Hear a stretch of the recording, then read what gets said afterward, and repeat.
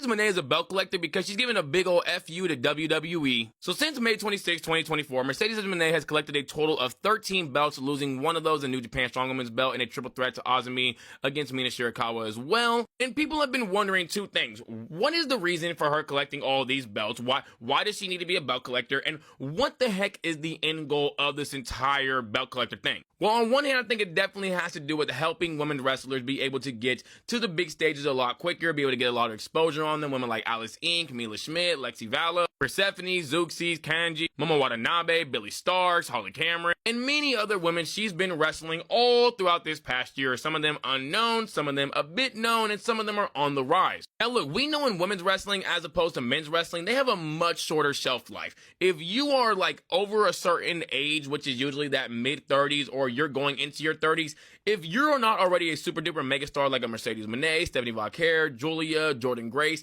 you're likely not going to be used as you're viewed as basically just exhausted mileage. And so I think Mercedes Moné is wrestling a lot of these women because she wants to be able to help them get exposure so that they can get onto the bigger stages quicker, so that either A, they can at least have a couple of years if they already are in their mid-30s but they do have a whole lot of talent, or they're in their like younger 20s and they need to get on that big stage as quickly as possible, because that 20 to like 28 range is really where a lot of women's wrestlers get used heavily. It's that whole weird thing of like the younger you look, the better you are for like endorsements and marketing and all that shit. I don't really know, to be honest. Now, that's one of the reasons that Mercedes Moné has basically talked about. She wants to be able to help women's wrestling as much as she can.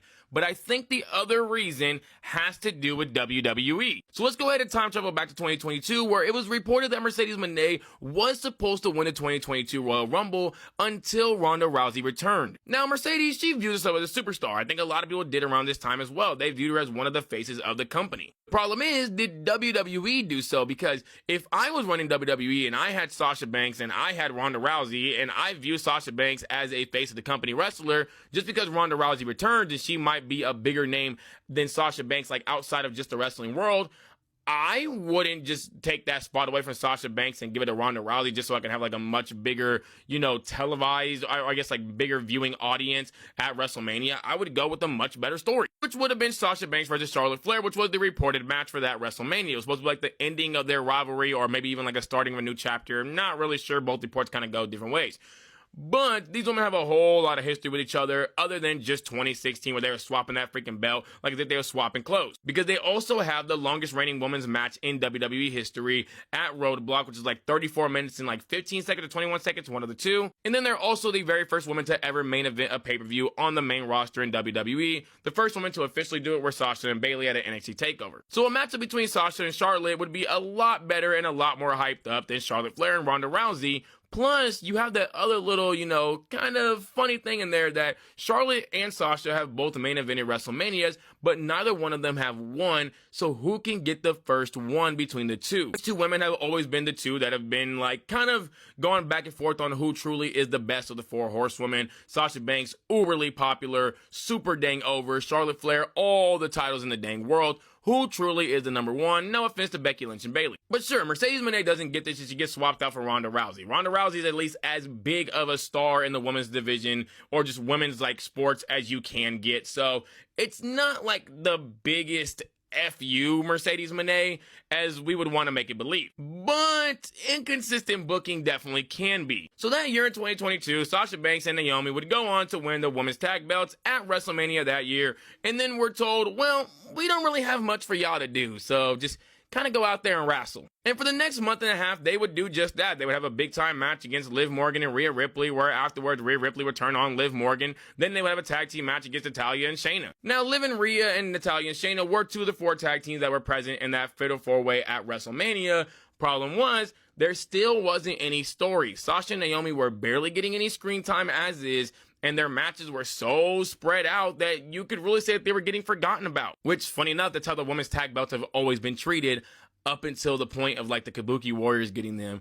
And that was really only because of how big Damage Control was. Kabuki Warriors still kind of getting screwed over with their odd booking. But there wasn't just inconsistencies with their booking as tag team champions. They had a whole lot of inconsistencies before this. One of them is them forming as a tag team. Because sure, they had the whole Team Bad thing back in 2016, but up until 2022, they hadn't really interacted much after Team Bad. There was very, and I mean very few interaction between these two women basically only like 3 or 4. Before this, Naomi was in one of the, and I mean one of the most blatantly racist storylines of all time. I don't care what anybody says about, you play the race card, you play the race card. No, this storyline was literally racist. There was never an explanation for why Sonya was trying to keep Naomi down, why she didn't want the woman wrestling, why she wouldn't allow her to have matches, why she wouldn't even allow her to get into the world title scene. None of that at all. Other than white women just don't want black women to succeed. And then Sasha Banks, on the other hand, coming into all this thing, she had a really odd run as well, because she was a face against Bayley after eventually breaking away from Bayley, even though, you know, she was the one that manipulated Bayley into becoming a heel. It was really odd, but I guess WWE just seen that Sasha was better as a face than as a heel, so sure. Then she was a face against Carmella, and this feud lasted on for like multiple matches, which were fine at best, not anything special, and the feud was kind of just there. But then she was a heel against Bianca, which was weird, because coming into WWE, Bianca was a heel. So why did Bianca go back to being a face and Sasha goes back to being a heel? You could also throw in that Sasha Banks was one of the hottest on the roster, but some reason just lost to Bianca Belair at WrestleMania, even though she really didn't need to lose. She was younger than Bianca, and again, she was super dang hot. Now, I think the reason why she did lose was because of the fact that Rhea Ripley had won a world title already, so WWE wanted both Rhea and Bianca to be like even with each other, so yeah, whatever. But as you can see, a whole lot of inconsistent booking for a woman that you're claiming, or at least telling us in the world, that you view her as one of the faces of the company.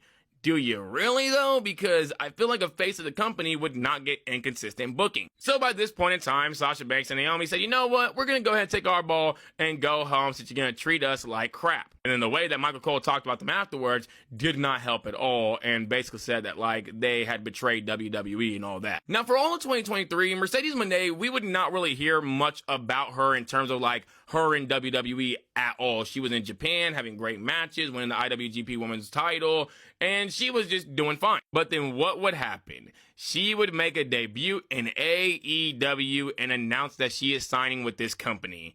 And here's where all the things started being said. Now we get all these reports that Mercedes was bullying women, and that she was beefing with women in the locker room, and that she was bullying fans, and all this stuff. And this would continue on and on and on and on, and only get worse and worse. There are reports coming out from Sportskeeda Wrestling that she's bullying fans when, mind you, the fan that she was bullying was Izzy Moreno, the super fan girl that she had a really good relationship with. You got Kevin Nash talking all kind of crap about Mercedes Moné. You got Jim Cornette just talking crazy about her, like, my goodness. And many upon many more things. And then there was the whole thing about, oh, well, she's injury prone and that she was on a workhorse and she was lazy and all this stuff. But over this past year, what have we seen? That she has defended her belt a total of 35 times, that she's collected 13 different belts, that she's been to multiple different countries, sometimes in very few days. She's probably the only wrestler to actually have 3 different matches in 3 different companies in 3 days, actually in under 3 days. She's defending her belts at a very high rate, 0.70 to 1, which is a match to defense ratio,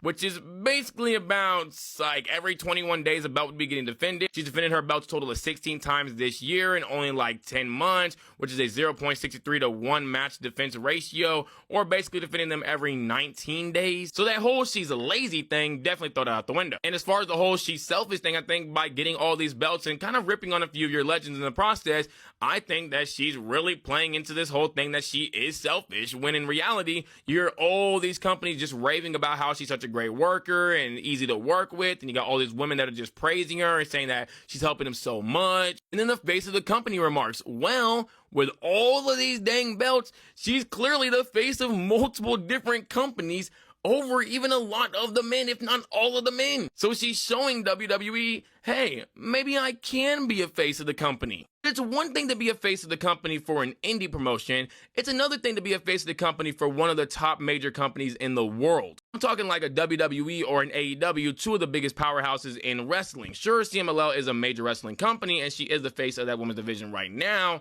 But I think her goal is to get that AEW Women's World title to eventually prove that she can be the face of a very big time wrestling company. The problem is, though, I think she's still in that phase of trying to prove that she can be the face of not just one company, but multiple companies. And that's why she keeps collecting all these dang belts. She wants to really just rub it in WWE's face that you dropped the ball with me. I could have easily been your face of the company still. I could have been one of your faces of the company. And now I'm the faces of many different companies. But because she is going to all these companies, though, her main goal of getting that AEW Women's World title to show that she can be the face of a powerhouse company, it's starting to fade away more and more because as you see, as of recent, she's getting more and more exhausted. She's having to get roll-ups to get wins against women like Athena and Jamie Hayter and Amina Shirakawa. And what do we see as of recent against Riho and Mina Shirakawa as well? She had to cheat to get the wins. Mercedes was very, and I mean very, very rarely cheating to get wins. And I think the reason that she's starting to cheat now is because she's getting exhausted. Her body is giving up on her. Her mind is giving up on her. Mentally, she is barely even holding on. And physically, she's probably already gone. But she still has to prove to WWE and the Kevin Nashes and the Jim Cornettes and really anybody that says she's lazy and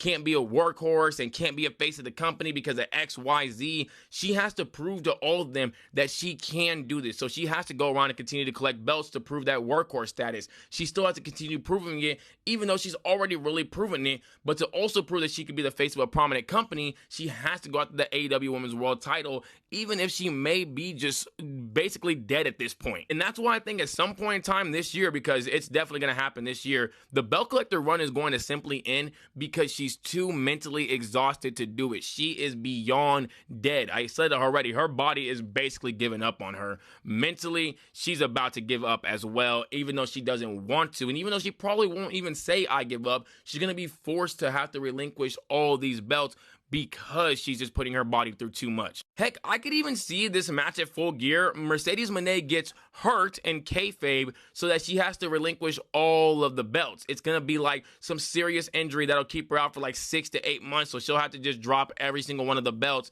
And then I guarantee you she'll come on to like a Dynamite or Collision and say that when she comes back that she's going to be stronger than ever and that she is going to get the AEW Women's World title, which will allow the crowd to start loving Mercedes. So then when she comes back, she'll be a face. And then when she does get that AEW Women's World title, that will be the final just nail in the coffin to the big old FU to WWE. That look it, I was able to do it around the world. And sure, I did get hurt, but I did it for damn near 2 whole years, going everywhere possibly, going to every freaking country possible there is, going to as many of them as I possibly could within just this short amount of time. I was able to do that. And now I have a whole entire crowd of people cheering me on as I'm the new AEW Women's World Champion. But y'all, that's just what I think. And I don't know if I'm 100% right, but I definitely feel like I'm at least close enough in that ballpark. Like, I think I done hit, like, you know, at least at third base. I probably didn't get the home run. There's probably a few things that I'm missing, but y'all go ahead and let me know down below, though. What do y'all think it is with this whole entire belt collector run? What do y'all think the story is of this? And if you haven't already, make sure you do like and follow for more. Also, go ahead and let me know down below, how do y'all think that Mercedes Moné will drop all these belts?